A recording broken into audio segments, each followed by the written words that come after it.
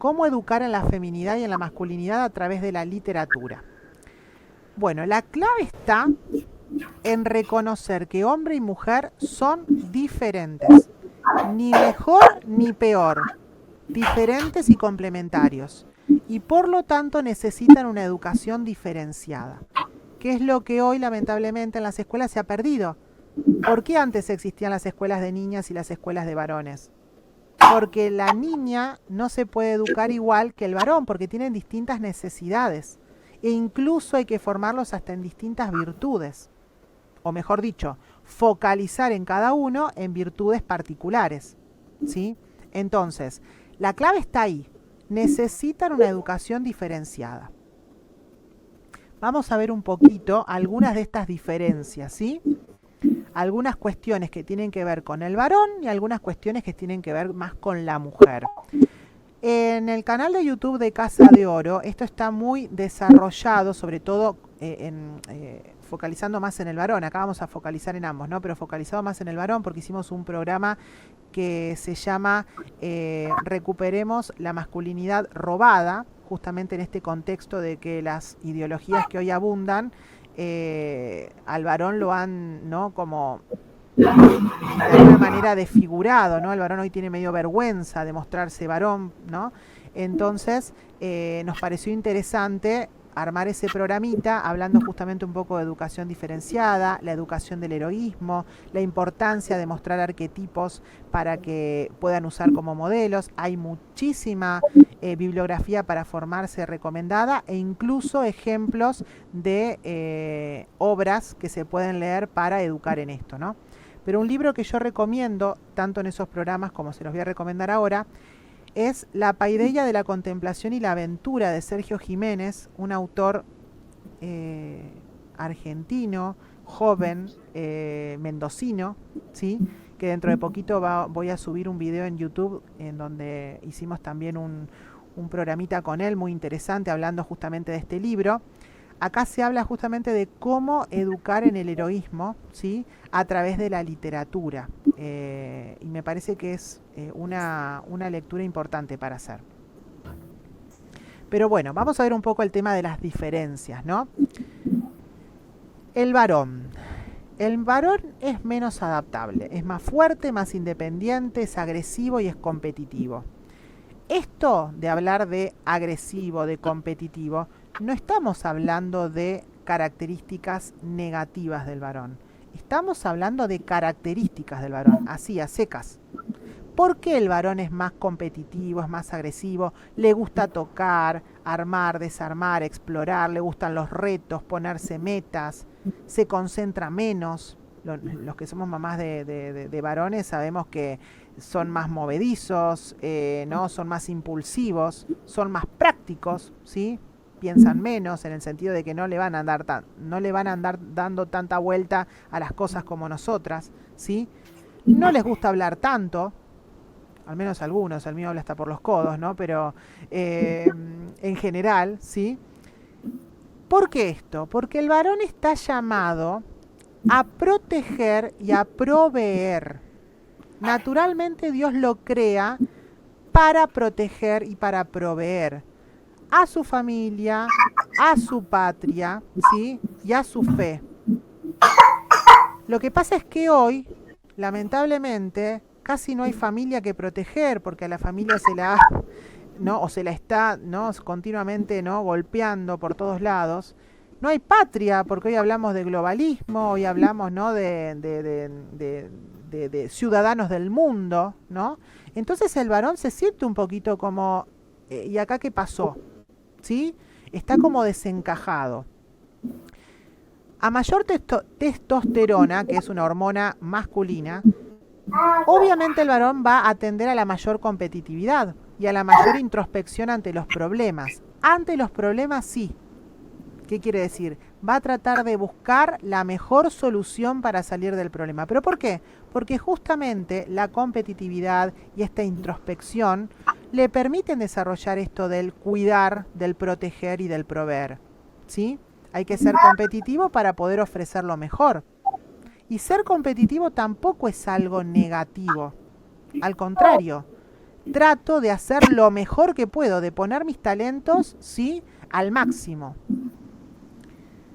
También madura física y psíquicamente más lento que la mujer. ¿Por qué? Porque la mujer está llamada a otra cosa. Ahora vamos a ver, por eso necesita madurar antes. Tiene una facilidad en el pensamiento lógico matemático y en el razonamiento abstracto, ¿sí? Y suele tener pandillas. ¿Pandillas en qué sentido? Yo lo tomo del cité textual del libro, ¿no?, que lo tomo, pero esto del grupo de amigos, ¿no?, los pares, ¿sí? Y busca ser respetado. No importa acá el temperamento, hay temperamentos que son más fuertes, un colérico, temperamentos que son más calmos, pero siempre va a estar tratando de dar órdenes, no irrumpe, se burla, ¿no? Pero porque está llamado a dirigir también, a mandar, a ser la cabeza de la familia, la cabeza de la patria. Pensemos que a ver, hoy porque tenemos estos gobiernos en donde está todo un poco, ¿no?, mezclado y diluido, pero ¿quién era el que gobernaba antes? El rey, ¿sí? Entonces, el hombre está llamado a eso. Y la mujer es más afectiva, es más solidaria, es más empática, repito, esta palabra no me gusta, pero lo cito tal cual aparece en el libro. Incluso solidaria también. O sea, tiene más caridad, si se puede poner más en los zapatos del otro. ¿Y por qué esto? Porque está llamada a ser esposa y madre, ¿sí? Está llamada a dirigir el hogar. Ella también está llamada a ser cabeza, pero de otra manera.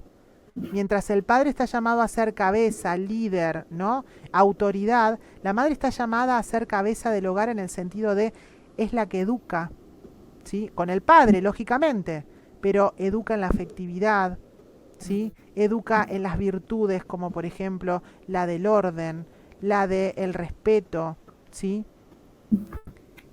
La mujer también es agresiva, ¿sí?, porque también es lógico que el ser humano, ¿no?, necesite también de defenderse, cada uno de distintas cosas, ¿no? Pero nuestra violencia, nuestra agresividad no va tanto a lo físico, sino a lo psicológico. Nosotras tendemos más, ¿no?, a la murmuración, a la mentira, al desprestigio, ¿no? O no hablamos, nos quedamos mudas y por más que nos pregunten qué nos pasa, nada, ¿no? Y que adivine. Puede llegar a ser maligna y destructiva sutilmente, ¿no? Nosotros fuimos heridos por el pecado original en la parte espiritual, más que en la parte carnal. Entonces, por eso tendemos más a esas cosas. Y el hombre tiende más, por ejemplo, no sé, a la lujuria, a la gula, ¿sí?, más a lo carnal. En las mujeres es más normal que aprendan a turnarse antes que el varón, que sean de proponer, que sean de querer convencer, ¿sí?, incluso de trabajar en equipo, ¿sí? Madura física y psíquicamente más rápido. ¿Por qué? Porque está llamada a ser madre, ¿sí? Entonces necesita esa maduración previa porque está llamada a otra cosa que el hombre no está llamado, ¿sí? Entonces fíjense, ya con esto solamente que estamos diciendo, ¿cómo hacemos para educar a los varones y a las mujeres de la misma manera? Es imposible, porque hay necesidades totalmente diferentes. La mujer también se concentra más en las ideas, puede mantener el orden, quedarse quieta mucho antes, escuchar en silencio, cosa que el varón no puede. ¿Por qué los varones siempre son tachados de los que se portan peor en el aula? Y porque pretendemos que el varón, a la misma edad de la nena, haga lo mismo que la nena ya puede porque madura antes y que el varón no puede porque todavía no le llegó la madurez para eso. No es porque sean maleducados, porque no sé, porque son rebeldes. No, un nene de 7 años no podemos pretender que haga lo mismo que una nena de 7 años. Porque no puede. O sea, no es que no quiere, no puede. Gracias. Y no puede, y encima, si lo logra, ¿no?, haciéndose mucha violencia, después vuelve a casa y va a querer romper todo. Y es lógico. Porque tiene que descargar toda esa potencia que todavía tiene adentro y no pudo descargar antes, ¿sí? O sea, de esa manera también nos permite este tipo de formación a nosotras como madres, entender al varón y entender a la mujer, ¿sí? Ay, ella es mucho más aplicada vos sos más aplicada que tu hermano. Y bueno, pero porque maduran antes, démosles tiempo al varón, ¿sí? Y después también es más expresiva verbalmente, ¿no? Los vamos a tener alrededor nuestro continuamente hablándonos de todo con lujo de detalle, que cómo se sintió. El varón se va a limitar a contar sucesos, hechos, ¿sí? La nena nos va a contar los hechos, pero a la vez cómo se sintió, cómo estaba fulanita, qué cara puso, ¿no? Etcétera, etcétera, etcétera. Es así, somos distintos, somos distintos. Entonces la literatura que les tenemos que ofrecer también debe ser diferente. No quiere decir que no puedan leer todo todos, pero sí tenemos que pensar y elegir con criterio lo que les vamos a ofrecer a las nenas y lo que les vamos a ofrecer a los varones. Acá les voy a hablar de algunos géneros literarios para educar la masculinidad. Voy a hablarles de dos géneros, la fantasía heroica por un lado. Yo acá puse a 3 representantes de la fantasía heroica, que son MacDonald, Lewis, C.S. Lewis y Tolkien, hablando de Tolkien, ¿no? No sé si conocen a los 3 o hay alguno de ellos que no conozcan. McDonald's no, primero. Bien. Quizás se pregunten por qué puse al primero, en primer lugar al que no conocen, ¿no? Bueno, tiene un porqué. MacDonald es el creador de la fantasía heroica y es el que inspira a través de sus lecturas a Lewis y a Tolkien a escribir sus grandes obras, ¿sí? O sea, Lewis y Tolkien, junto con otros, por ejemplo también Chesterton, se crían leyendo a MacDonald. Entonces, las invito a buscar obras de MacDonald para que también, si tienen niños, como por ejemplo acá, este niño de 10 años que ama a Tolkien, bueno, pueda conocer también otro autor genial dentro de esta misma temática, ¿sí? Dentro de este mismo género. ¿Por qué para el varón? Para todos, porque yo amo la fantasía heroica, o sea, es mi género preferido y soy mujer, pero bueno, también tiene que ver con mi temperamento, soy colérica, ¿sí? O sea, fíjense cómo todo tiene que ver con todo, ¿sí? Pero ¿por qué sobre todo para el varón? Porque la fantasía heroica lo que justamente muestra es, en un mundo fantástico, o sea, que no tiene nada que ver con el nuestro, ¿sí? Más allá de que en Narnia los niños, por lo menos en el León, la Bruja y el Ropero, vienen de nuestro mundo, van hacia Narnia desde nuestro mundo, lo que pasa en Narnia queda en Narnia, ¿sí? De hecho, vuelven a sus casas y ya no son más ni el rey, ni la reina, ni nada, ¿sí? Bueno, sobre todo las aventuras pasan en un mundo que no tiene nada que ver con nuestro tiempo ni con nuestro espacio. Y en esos lugares se gestan grandes hechos heroicos. O sea, hay que o defender un lugar o recuperar un lugar. O sea, se pasa, ¿sí?, por un hecho que necesita sacrificio. Y casi siempre en estas obras, casi el 95%, los personajes son varones. O son los que llevan adelante, puede haber mujeres también, pero el que lleva adelante, digamos, al grupo es un varón, ¿sí? Y ese es el varón que conduce, es el varón que protege, es el varón que ordena, el varón que dirige, ¿sí? Y en estos personajes, nuestros varones encuentran arquetipos, encuentran modelos, ¿sí? Encuentran modelos no solamente en el personaje en sí, sino en la manera de hacer las cosas, en la manera de tomar decisiones, ¿sí?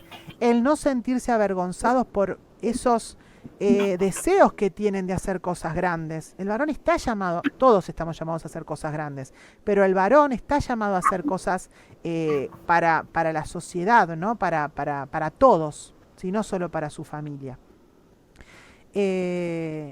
Y casi siempre también estos varones, estos hombres, estos incluso algunos jóvenes que son protagonistas, son, digamos que no son siempre los más fuertes, no son siempre, ¿no?, los más, pensemos, no sé, en Bilbo del Hobbit, pensemos en los niños de las Crónicas de Narnia, ¿sí?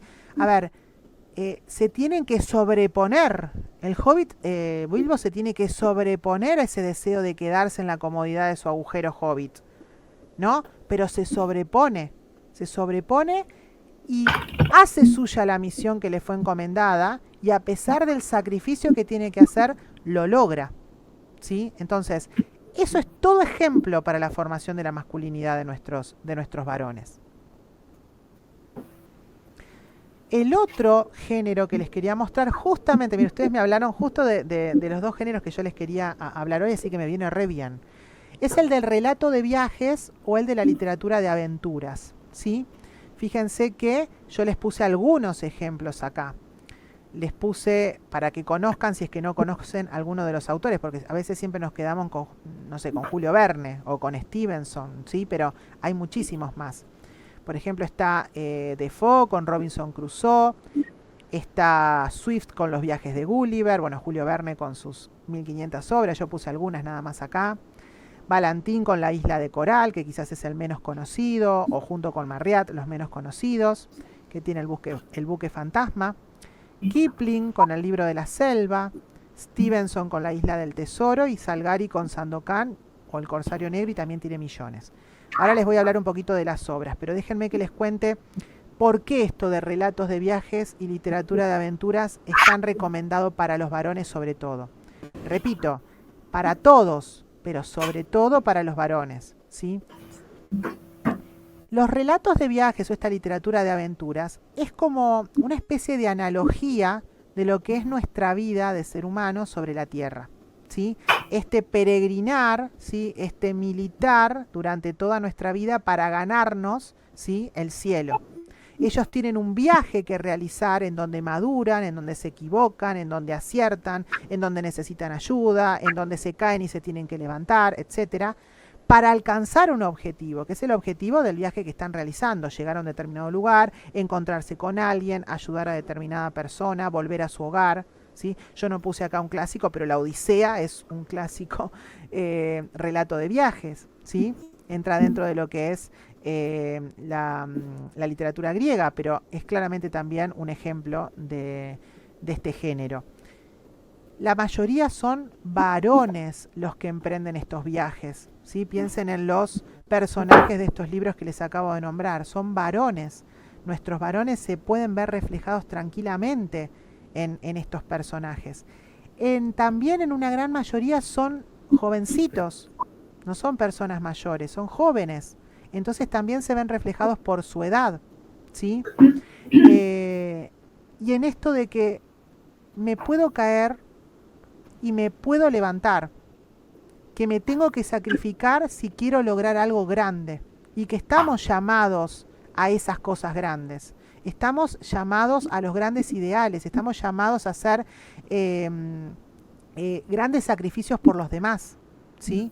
Entonces, ese mensaje es imprescindible que le llegue al varón desde muy pequeñito, ¿sí?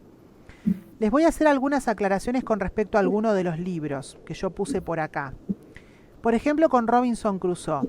Robinson Crusoe es un libro para que lean un poquito más de grandes, ¿sí? Por ejemplo, no sé, a partir de los 12 más o menos. ¿Por qué? Y porque trata, por ejemplo, algunos temas que tienen que ver con el canibalismo.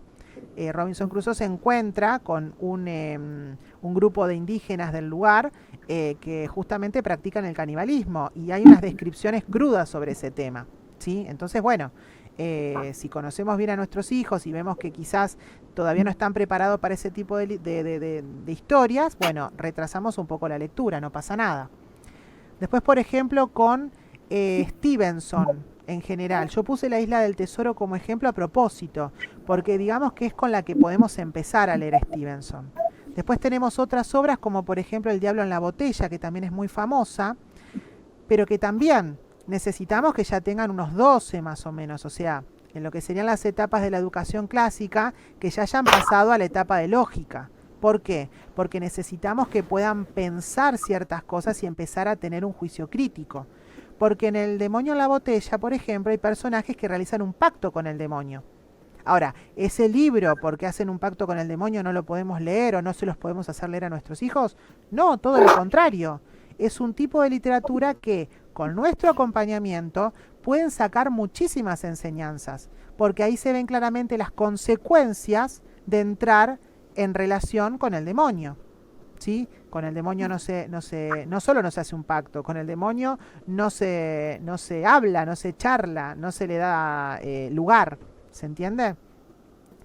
Y después tenemos, por ejemplo, a Salgari. Salgari también es un autor como para sí, retrasar un poco, porque Salgari también escribe sobre viajes, pero a diferencia de Julio Verne, Salgari muestra costumbres de culturas muy diversas, ¿sí? E incluso muy lejanas a nuestra cultura. Entonces nos vamos a encontrar con descripciones, por ejemplo, de costumbres de culturas como puede ser, no sé, la China, la India, ¿sí? Entonces, si nuestros hijos todavía, por ejemplo, no entraron en el aprendizaje de ciertas culturas, de ciertas costumbres, no las han hablado con nosotros, y les pueden ser un poquito, no solo desconocidas, sino fuertes, bueno, o nosotros, obviamente, si conocemos la lectura primero, decidimos leerlo y la leemos en voz alta, o si la leímos primero y sabemos que nuestro hijo está preparado, se la damos, y si no, bueno, retrasamos un poco la lectura de Salgari para cuando sean un poquito más grandes, ¿sí? Son algunas cuestiones a tener en cuenta. Y con respecto a los géneros literarios para educar la feminidad, yo los puse acá todos juntos a los géneros. Fíjense que yo acá no hablo de géneros como en la escuela, ¿no? No estoy hablando de género policial, género realista, género fantástico. Estoy hablando de otro tipo de clasificación que tiene más que ver con unos padres de familia que quieren tener un buen criterio a la hora de elegir la literatura para sus hijos, ¿sí? Y a mí cuando doy este tipo de charlas me gusta hablar más de este tipo de clasificación que de la otra que es más técnica, que es más para un profesor de literatura, ¿sí? Bueno, géneros que tienen que ver con el valor de la familia, la maduración y el crecimiento personal, el amor y la entrega a los demás, el encanto de lo cotidiano, el hogar, ¿sí? ¿Quiere decir que los varones no pueden leer sobre esto? No, repito, así como los otros géneros eran para todos, pero especialmente para los varones, bueno, acá también es para todos, pero especialmente para las mujercitas, ¿sí? Para las niñas, para las jóvenes. Y acá tenemos algunos ejemplos, ¿sí? Después les voy a mostrar algunos libros que les quiero mostrar, pero muy cortito. Pero tenemos a Jane Austen para las más grandecitas, ¿sí? Incluso aprenden cómo debe comportarse una señorita, ¿sí? Incluso en el tema del romance, ¿sí? que se trata tan bien. Bueno, Louise May Alcott con Mujercitas, Hombrecitos y bueno, no sé, una chica a la antigua, tiene un montón también, ¿no? Pero sobre todo Mujercitas es una colección que acompaña incluso el crecimiento de las niñas, lo mismo que Montgomery con Ana de las Tejas Verdes, ¿no? A partir de los 8 o 9 ya le podemos dar a leer el primero de Mujercitas o de Ana de las Tejas Verdes, y estos personajes van creciendo junto con nuestras niñas y van teniendo incluso, pueden llegar a tener las mismas experiencias que nuestras hijas, y eso es muy interesante, tener un compañero literario, ¿no? Después, una autora que yo estoy descubriendo ahora y que estoy enamorada, esperen que les voy a mostrar un libro justo que tengo acá, porque estoy leyendo varias de sus obras, que es Juana Spiri. Yo solamente había leído Heidi, me había quedado ahí, me encantó, amo Heidi, pero no había leído más nada. Y este año empecé a leer algunas obras más y me encantó. Se las recomiendo para investigar a ver qué otras obras tiene esta autora. Yo descubrí Horley, que digamos que es como la versión con el personaje varón, ¿sí?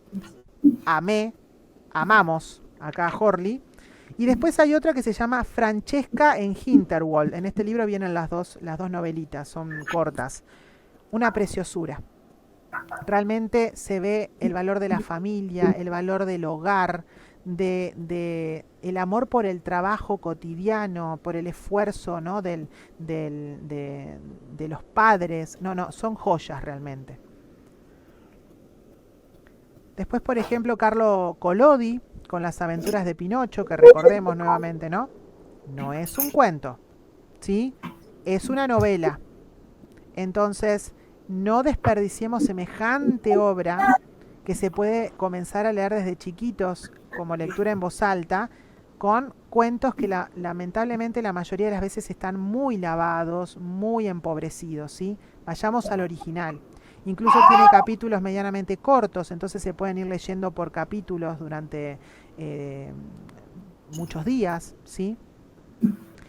Después, quizás el menos conocido es Nesbit con El Castillo Encantado, de este estilo de literatura.